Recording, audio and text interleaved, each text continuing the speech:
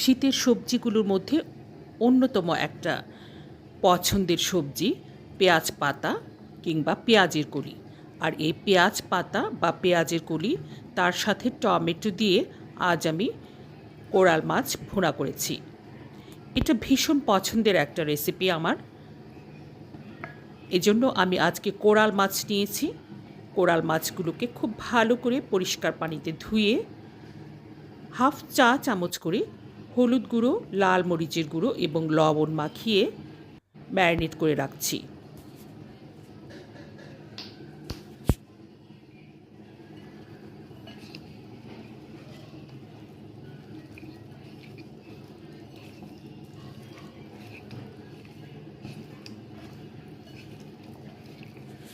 এটা কিন্তু চাইলে অন্য যে কোনো মাছ দিয়ে করা যাবে।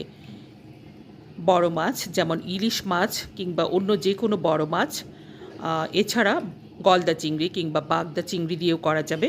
তবে আজ আমি কোরাল মাছ ব্যবহার করেছি। মাছটাকে ম্যারিনেট করার পর এখানে একটা মাছের মশলা তৈরি করে রাখছি।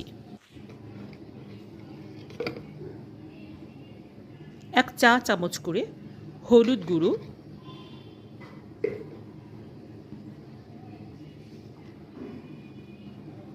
লাল মরিচের গুঁড়ো, ধনে গুঁড়ো, জিরা গুঁড়ো নিয়েছি 1 টেবিল চামচ লবণ, হাফ চা চামচ আদা বাটা দিয়েছি এবং হাফ চা চামচ রসুন বাটা দিয়েছি। এবারে হাফ কাপ পানি দিয়ে গুলিয়ে এই মাছের মশলাটাকে তৈরি করে রাখছি।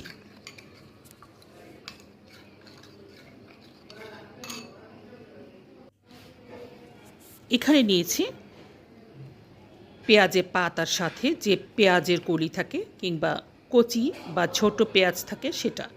এটাকে আমি লম্বা করে 4 টুকরো করে নিয়েছি। আর নিয়েছি 1 বাটি পেঁয়াজ পাতা।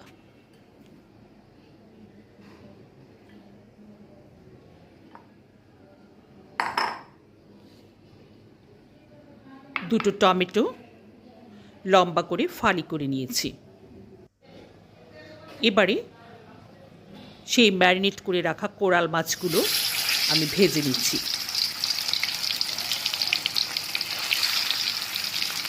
মাছগুলোকে এপিঠ ওপিঠ করে ভেজে নিচ্ছি।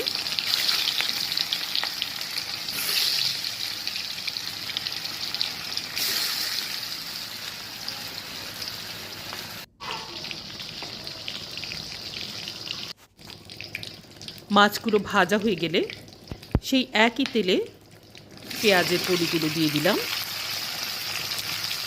পেঁয়াজের কলিগুলো নরম হয়ে আসা পর্যন্ত ভাজতে হবে।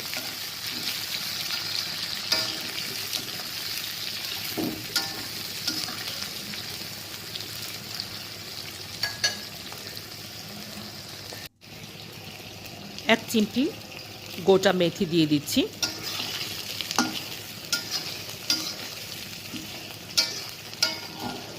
গোটা মেথি মাছ রান্নায় ব্যবহার করলে খুব সুন্দর একটা সুঘ্রাণযুক্ত রান্না তৈরি হয়।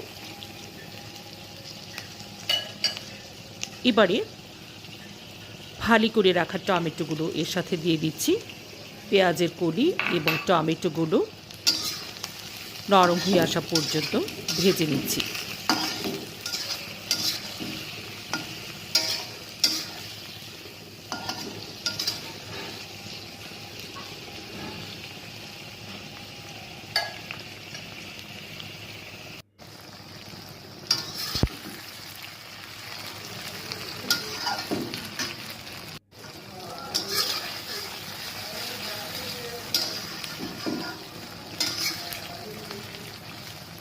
পেঁয়াজের কলি এবং টমেটোগুলো নরম হয়ে এসেছে।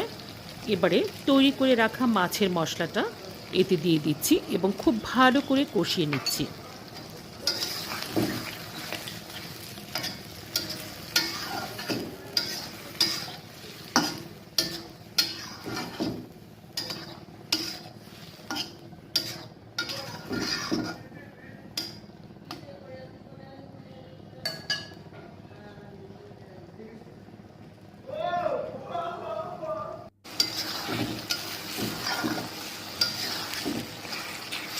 এবারে পেঁয়াজের পাতাগুলো টমেটো এবং পেঁয়াজের কলির সাথে কষিয়ে নিচ্ছি।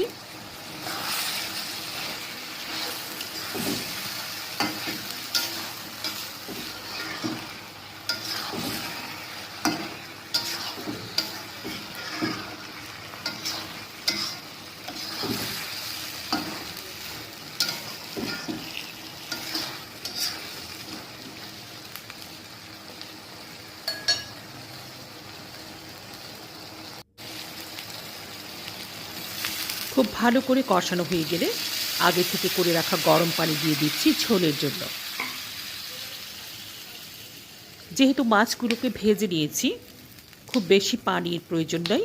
আমি এখানে 1 কাপ পানি দিয়েছি এবং এরই সাথে আমি কিছু কাঁচামরিচ ফালি করে দিয়ে দিচ্ছি, যাতে করে কাঁচামরিচের ঝাল এবং ঝাঁঝ দুটোই এই রান্নায় যুক্ত হয়। আমি একটু বেশি ঝাল পছন্দ করি। কেউ ঝাল পছন্দ না হলে এটাকে স্কিপ করতে পারবেন। ঝোলে বলক চলে এসেছে। এবারে ভেজে রাখা কোরাল মাছগুলো দিয়ে দিচ্ছি এবং কমপক্ষে 10 মিনিট এটাকে মাঝারি আঁচে রান্না করছি।